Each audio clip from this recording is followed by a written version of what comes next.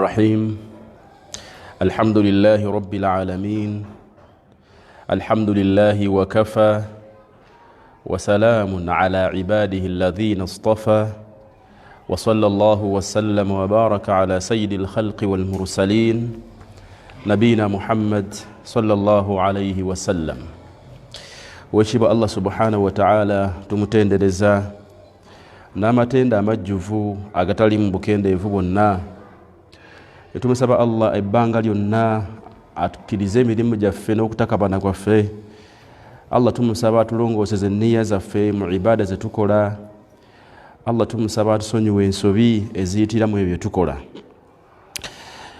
Biidhnillahi tabaraka wa ta'ala n'olwaleero tukomyewo n'omusomo gwaffe nga tugujja mu kitabo bakiyita الكلمات النافعة في الأخطاء الشائعة.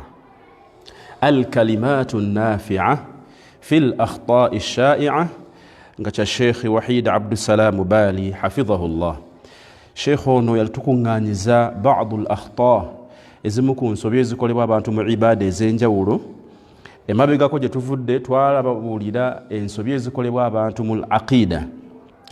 N'olwaleero barakallahu fikum tugenda kulaba ensobi ezikolebwa abantu fil masajid. Emizikiti gijjudde ensobi ezitagambika. Abamu nga bakola ensobi ezo nga bambi tebamanyi, abalala nga bazikola mu ngeri y'okuziragajjalira. Naye insha Allahu ta'ala twagadde tubalingizeeko ku zimu ku nsobi ezikolebwa abantu mu mizikiti. Nga tetunnabagenda butereevu mu nsobi ezo. Awalan almasajid ahabbu albaqa'i ila Allah. Emizikiti byebifo ekitiibwa Allah subhanahu wa ta'ala byasinga okwagala. An abi hurayrata radiyallahu anhu anna rasulallahi sallallahu alayhi wa sallam qaal ahabbu albiladi ila Allahi masajiduha wa abghadu albiladi ila Allahi aswaquha. Weshiba Allah subhanahu wa ta'ala ebifo byasinga okwagala gye mizikiti, ebifo byasinga okutamwa bwe butale. N'olw'ensonga eyo omukkiriza ateekeddwa okubanga yettannira nnyo omuzikiti olw'obulungi obugulimu. Mahabbatul masajid wa mulazamatuhu tujibu lil abd adh-dhilli yawm al-qiyamah. Omuntu yenna yettannira omuzikiti ku lunaku lw'enkomeero Allah subhanahu wa ta'ala agenda kuteekawo ebisiikirize. Akaseera omusana bugenda okubeera nga gusembedde kumpi nnyo, Allah agenda kuteekerawo abaddu ebisiikirize mu biwogoma. Naye omu ku abo abagenda okufuna privilege eyo, rajulun qalbuhu mu'allaqun bil masajid. Fa fi sahihayn yaqulu alayhi salatu wassalam sab'atun يظلهم الله في ظله. وفي رواية لسعيد بن منصور بسند حسن في ظل عرشه يوم لا ظل إلا ظله. وذكر منهم ورجل قلبه معلق في المساجد. وفي رواية إذا خرج منه حتى يعود إليه. الله سبحانه وتعالى abamu ku bantu bagenda okuteerawo ebisiikirize yawma al-qiyama ye muntu ng'omutima gwe guwankira omuzikiti. Bimaana ng'omuntu oyo tulu mulazamatihi biqalbihi hatta law kharaja minhu bijasadihi. Omuntu asobola okubanga ddala toli mu muzikiti n'omutima n'omubiri, naye ng'omutima guli mu muzikiti ebbanga lyonna ng'olowoleza mu muzikiti. N'olw'ensonga eyo owekibwa Allah subhanahu wa ta'ala era ayagala nnyo omuntu ajja mu muzikiti.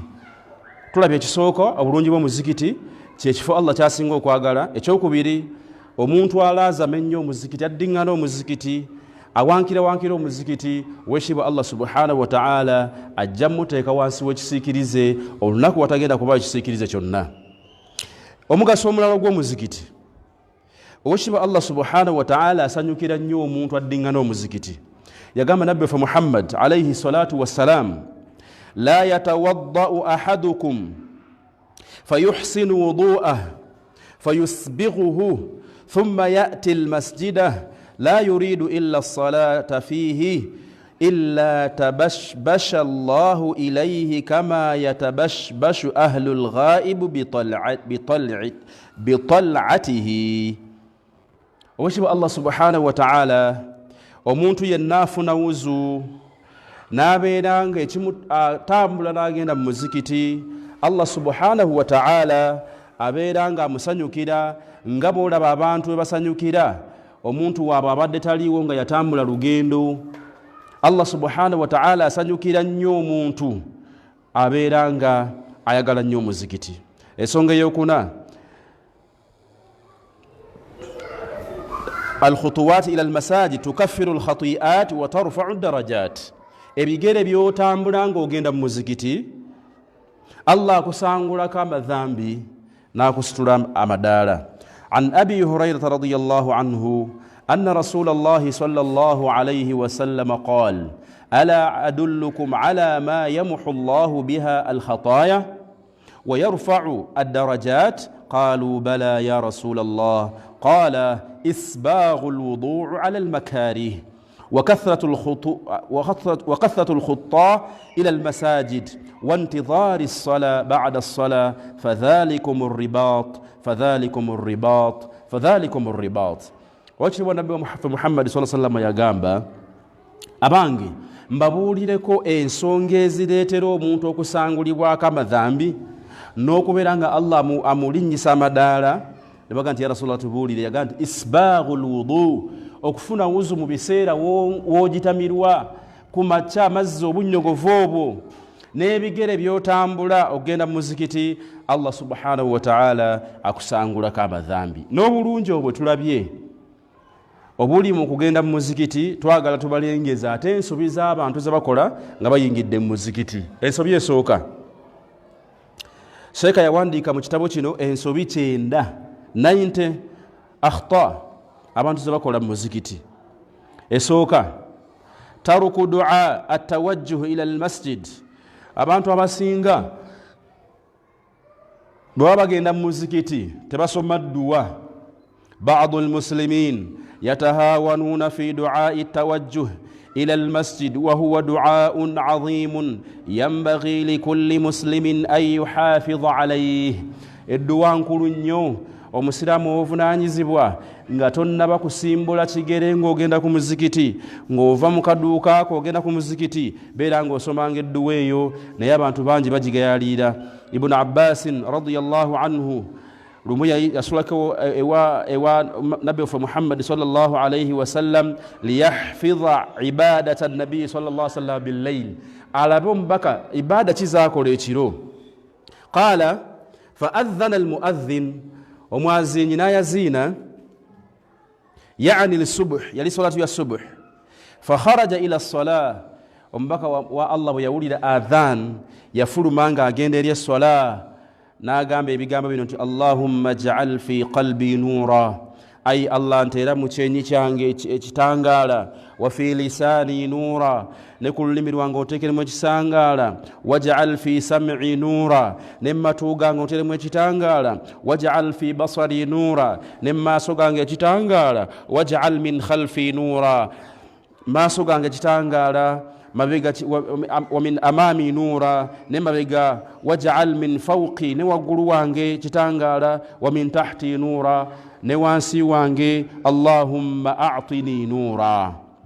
Edduwa eyo basiraamu bagiragajjalira nnyo, yemu ku nsobi ze tukola. Egamba nti Allahumma ja'al fi qalbi nuura وفي لساني نورا واجعل في سمعي نورا واجعل في بصري نورا واجعل من خلفي نورا ومن أمامي نورا واجعل من فوقي نورا ومن تحتي نورا اللهم أعطني نورا. Nulu ensonga eyo gyekwa atake eyo osoojjira onyako mu bitabo ebirimu edduwa ojja giraba. Ensonga eyokubiri, taruku du'a dukhulu almasjid wal khuruj minhu. Abantu abasinga baba bayingira mu mizikiti tebasoma dduwa. من الأخطاء التي يقع فيها كثير من الناس ترك دعاء دخول المسجد. abantu bangi tebasoma dduwa nga bayingira mu muzikiti. Wakad hatha nabii sallallahu alayhi wasallam, omubaka yakikubiriza nnyo. An abi usaid radiyallahu anhu qala qala rasulullahi sallallahu alayhi wasallama, yagamba nabbi waffe Muhammad, idha dakhala ahadukumul masjida, omukumwe bwabanga ayingidde mu muzikiti, falyaqul, agambe, allahumma ftah li abwaaba rahmatika, allahumma ftah li abwaaba rahmatika. Wa idha kharaja, bwobanga ofuluma mu muzikiti, gamba allahumma inni as'aluka min fadlika. Era Fatima binti rasulillah radiyallahu anha qalat, muwala wa nabi Muhammad atunyumiza nti kana rasulullahi sallallahu alayhi wasallama idha dakhala almasjida, nabbi bwe yayingiranga mu muzikiti yagambanga bismillah wassalamu ala rasulillah allahumma ighfir li dhunubi waftah li abwaaba rahmatika. Wa an Abdillah ibn Amr ibn al-As عن النبي صلى الله عليه وسلم أنه كان إذا دخل المسجد قال, نبي صلى الله عليه وسلم بو يينغيرanga muzikiti yagambanga أعوذ بالله العظيم وبوجهه الكريم وسلطانه القديم من الشيطان الرجيم. أعوذ بالله العظيم وبوجهه الكريم وسلطانه القديم من الشيطان الرجيم.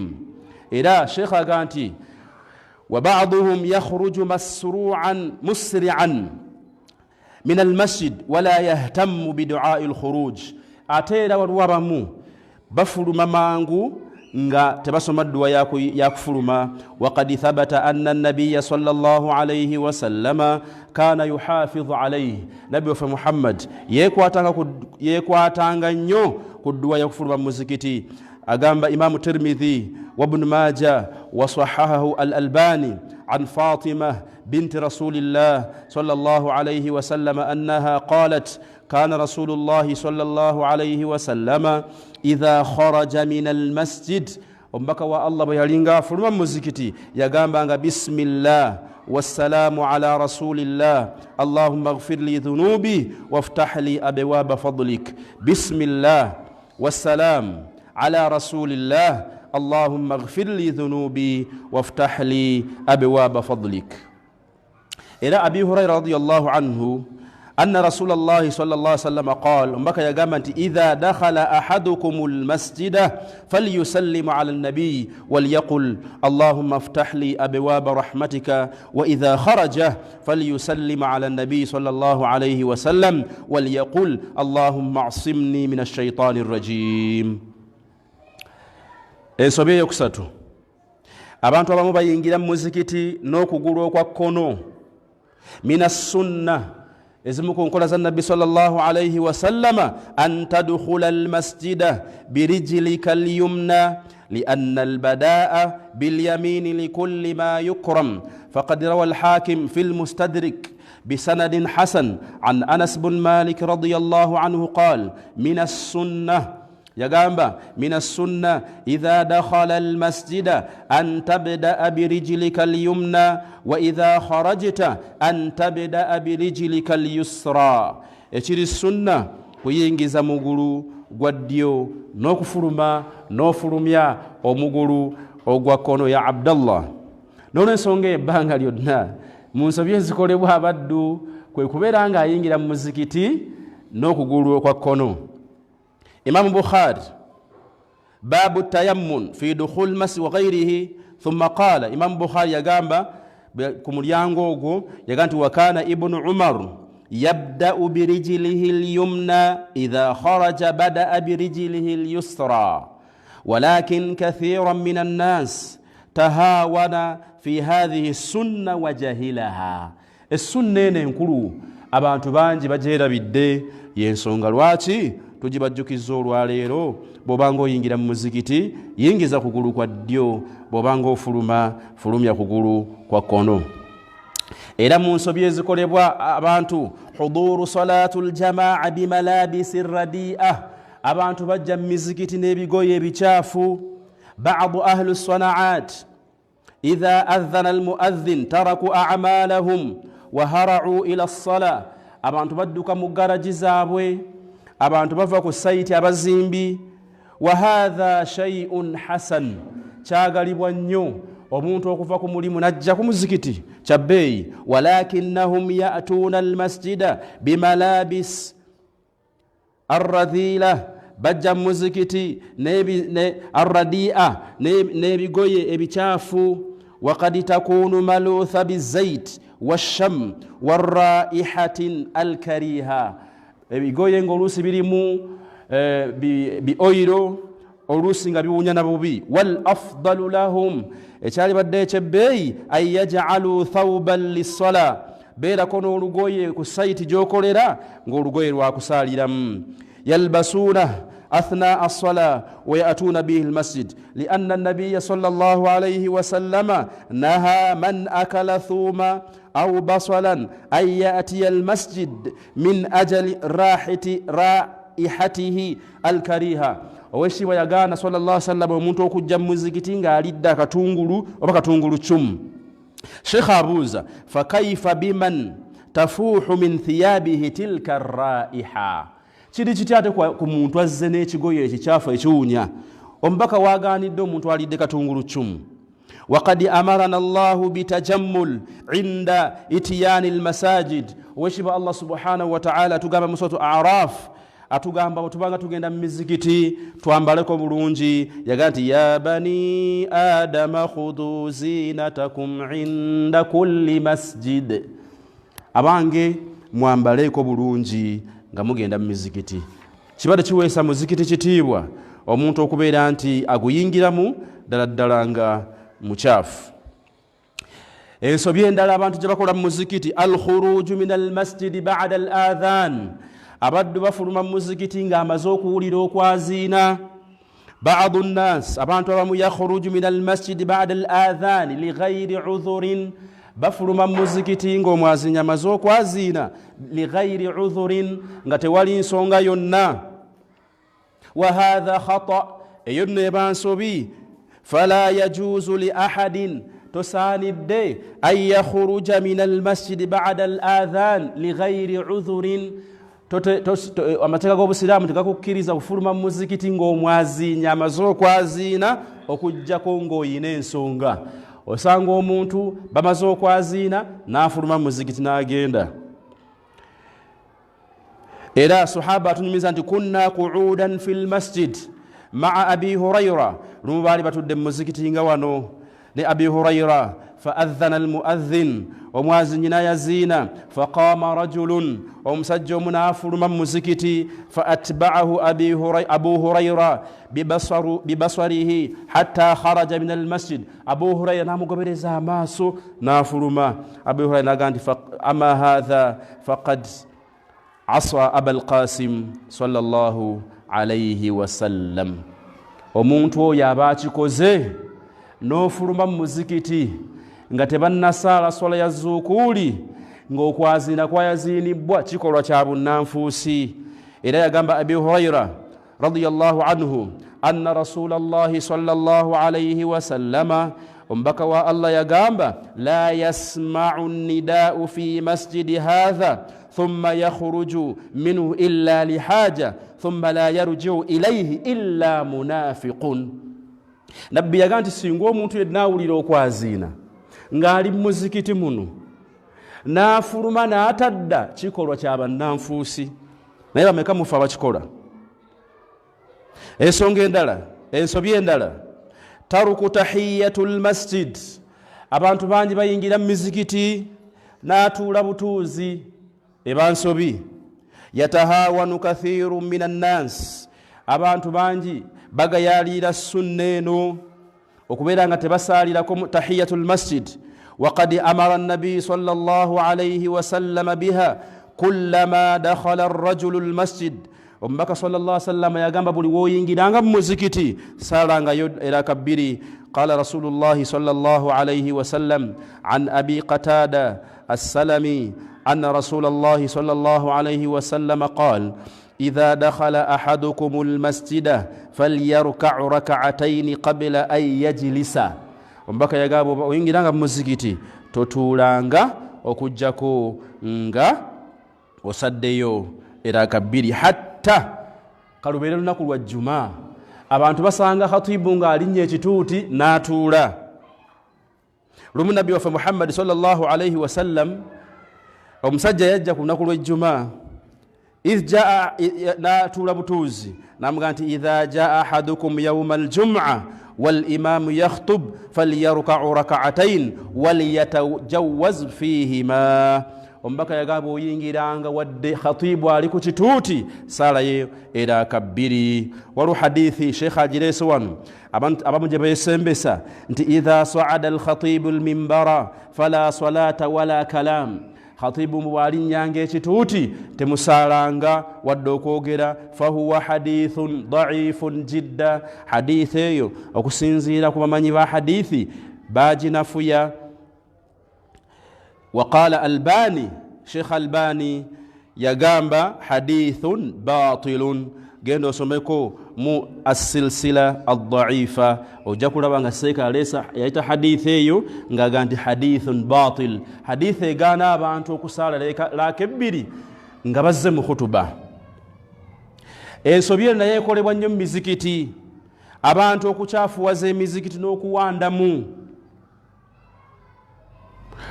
La yajuz albazaqu fil masjid. Tosaanidde kusanga muzikiti abantu bagenda okuteeka ebyenyi n'owandawo oba n'okolondolawo. Lwaki Anas radiyallahu anhu qala Rasulullah sallallahu alaihi wasallam ombaka yagati albuzaqu fil masjid khati'ah. Munno wagenda okuteeka ekyenyi n'okolondolawo n'onyizaawo eba nsobi. Wakafaratuha dafnuha. Omusango gw'oba okoze kuguwona kuziika kyoba okolondoddewo. Lw'ensonga eyo mu ku nsobi. Ensobi ey'omunaana al ihdathu fil masjid. Ensobi eno ekolwa nnyo abasaaze naddala nga abantu bali mu darusu ng'eno. Darusu n'ekandaaliiramu ogenda okuwulira oli ng'ayisizza omukka. Ekyo kitamwa. Olaba okunakuwaza abaddu ba Allah. Yukrahu lilmuslim an yukhrija rihan fil masjid. Kitamwa okubeera ng'ofulumya omukka mu muzikiti. Seeka wadde ensonga lwaki bwe tubeera mu muzikiti bwe guti li anna malayika za Allah tataadha mimma yataadha minhu banu adam. Nga bw'olaba ebinakuwaza abantu ng'oli bwayisa omukka n'owulira ng'okuyisizza bubi nezi malayika za Allah zinakuwala. Kati si kirungi kujja mu muzikiti n'obeera ng'oyisizaamu omukka. Nabbi Muhammad sallallahu alayhi wasallam yagamba la yazaalu al-abdu fi salati ma kana fi musallahu yantadhiru as-sala. Ebbanga ly'ombalanga osadde swala ya dhuhuri n'otuula mu kifo kyo w'osaalidde ng'olinda swala eddako, obusiraamu bukubalako nti oli mu swala w'otuddeawo ng'olinda eswala eddako osadde tahiyatul masjid ng'olinda dhuhuri basaale akaseera k'otuddaako obalibwa nti oli mu swala. Naye ebbanga ly'omala nga tokoze bintu bimeka bibiri. Esookera Allah asindika zimalayika neziga nti Allahumma ghfir li Abdallah. Allah saasira budala ono. Allahumma arhamhu. Allah musaasire musonyiwe. Hatta yansarifa. Kivaawo ddi ekyo. Ebbanga ly'omala ng'otudde mu kifo kyo wooviira mu kifo n'ovaawo nga malayika za Allah zirekerawo okusabira oba kasitooyisa omukka. Kale mwekuume nnyo nga muli mu muzikiti okubeera nti ojjanga omaze bulungi okyetaago. Abantu mutera okubeera abantu bangi mu muzikiti ogenda okuwulira bahaji bokka bali awo ogenda okuwulira nga ate muzikiti gufuuse ekizibu. Tusaba Allah atuyambe. Ekirala abantu bakozesa bubi emizindaalo. An-na'yu fi mukabbiru sawti fil masjid. Bakozesa bubi emizindaalo gy'omuzikiti. Min al-bid'a al-munadatu ala al-amwat fi manarati al-masjid aw fi mukabbirati sawt allati ju'ilat lil-adhan. Emizindaalo gy'oku mizikiti gyateekebwawo kwazinirako. Wa hadha osanga abantu abamu bwe bafiirwa omuntu ku kyalo babikira ku muzindaalo gwa muzikiti. Bw'osanga ng'oli alina obukoko bw'atunda bwakuze bannaye enkoko za Idi ziri wano ku muzikiti kikyamu. Ekisingako bulungi kubirangira wabweru wa masjidi. Ensobi endala ezikolebwa Sheikh gyaleese wala ey'ekumi qiraatu suratul kahf. Okusoma Qur'ane naddala suratul kahf ku lunaku lw'ejjuma basiraamu bazze batudde mu muzikiti netufunayo Shuaibu atusomere mu Qur'an. Ekikolwa kirungi nnyo ky'okusoma Qur'an. Naye Seeka agamba fi ba'd al-masajid, emizikiti mingi mugimanyi olunaku lw'ejjuma abasiraamu batudde balinze khatib bafunayo omusomi wa Qur'an qabla salatul jumu'a bisawtin murtafi'in, nga atasitulira wala eddoboozi. Twalagirwa okusoma essuula eyo buli omu ku lulwe. Wabula osanga emizikiti nga bafunayo omusomi atya. Seeka agamba wa hadha khata, eyo nsobi, lianna hadha alfi'la lam yakun fi ahdi an-nabiy sallallahu alayhi wa sallam. Ensonga eriemu nabbi waffe Muhammad yali asinza abasomi ba Qur'an abamaloboozi amalungi, teyalagirako omu kubo ave ku lunaku lw'ejjuma asome Qur'an.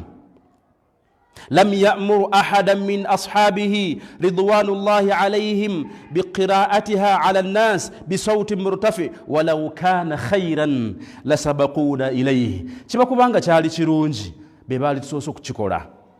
ولأن في ذلك لواتي تشبي eky'okusoma Qur'ani ng'abantu bazze okusala ejjuma obo batawaanya.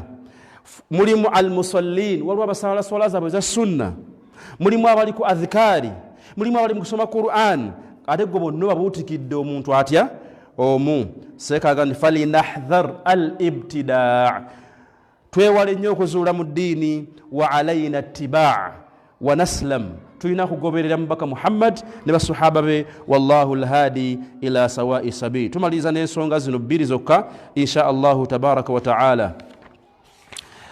Ensonga zetumaliza nazo abantu okulangira mu muzikiti ebibuze.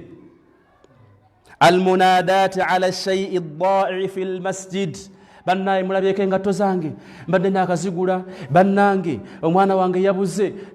Ebyo tebirangwa mu muzikiti. Minan nas man idha da'a minhu shay'un nada alayhi bayna al-musallina fi al-masjid. Waliwo abantu abamu bw'ababuliddwako waletiye abeeranga agirangira mu muzikiti. Wa hadha la yajuzu, tekikkirizibwa.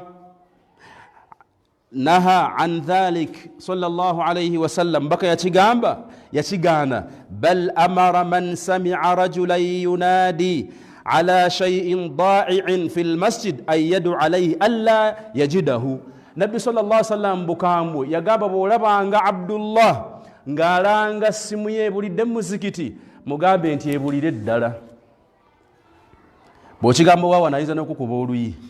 Naye nga hadha huwa sunna, bw'osanga ng'omuntu ng'alanga smartphone ye mu muzikiti, mugambe nsaba ebulire ddala, kubanga kiragiro kya Nabbi Muhammad alayhi salatu wassalam. Abi Hurayra radiyallahu anhu qala qala Rasulullahi sallallahu alayhi wa sallama man sami'a rajulan yanshudu dalah في المسجد فليقل لا رادها الله عليك فإن المساجد لم تبن لهذا. Ombaka yagamba nti emizikiti gyazimbibwawo kulangiramu. Genda ku kizindaalo, genda ku CBS, genda ku Paalo, genda ku Voice olanga ebibuze, naye si mu muzikiti. Ensonga eddira esembayo al-bay'i wash-sharab fi al-masajid. Abalala batundira mu mizikiti, ekyewuunyisa abamu bamaseeka ajja kujjuma n'obubaani bwe ne abati sauda n'ebirala ne buteepu bwe n'abutundira mu muzikiti. Wa hadha la yajuzu. Al-masjid, uliya sheikh ekigambo kyakozesezza al-masjid, ennyumba ya Allah ne gye tulimu, suuqun lil akhira, tujja kutundira katale ka akhira.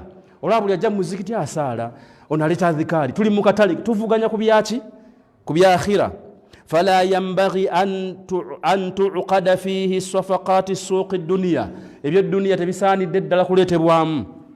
ومن هنا فلا يجوز البيع والشراء في المسجد. تتيك الدوكتوندا والدوكوليا مزكتي سواء أكان السلعة موجودة في المسجد أم لا. Waluwa bagezi ayinza okubanga ddala kyatunda tekiri mu muzikiti, naye n'akirangira mu muzikiti, basiraamu khutuba eno bweggwa mu nninda wabweru era otunze. لأن النبي صلى الله عليه وسلم واتي نهى عن ذلك يشغانا. حديث يا عمرو بن العاص رضي الله عنه قال نهى رسول الله صلى الله عليه وسلم عن الشراء والبيع في المسجد وأن تشد فيه الضالة. يتغانا okutunda okugula n'okulangira mu muzikiti.